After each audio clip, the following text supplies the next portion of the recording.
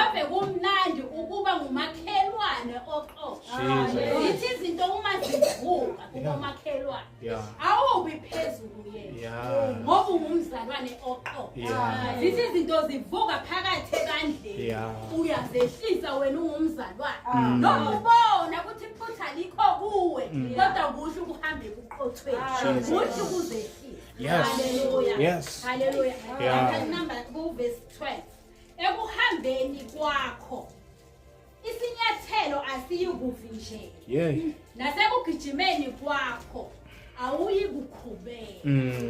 Usayihamba nendlela noma izinto zingavuka uNkulunkulu uzokuvusa lapho sogileke khona.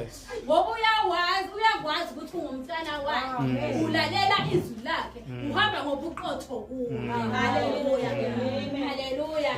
Amen. Bese lapha ku-13 bambelela ekulayweni ungakuyeki kulonde ngokuba kungukuphila kwakho. Baye basho abantwana bethu masithi kibo lokhu nalokhu ungakwenzi bathi kuzokwenzakala.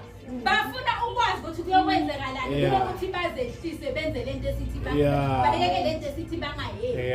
Bafuna ukwazi ireason ukuthi why Jesus.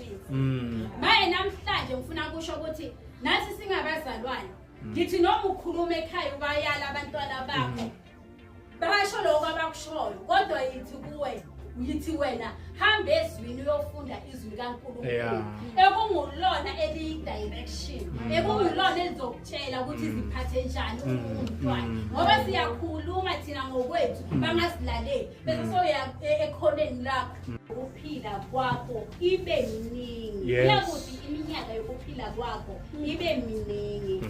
Ngikufundisa ngendlela yokuhlakanipha ngikuhola emikhondweni yobuqotho. Ekuhambeni kwakho isinyathelo asiyikuvinjelwa. Nasekugijimeni kwakho awuyikukhubeka.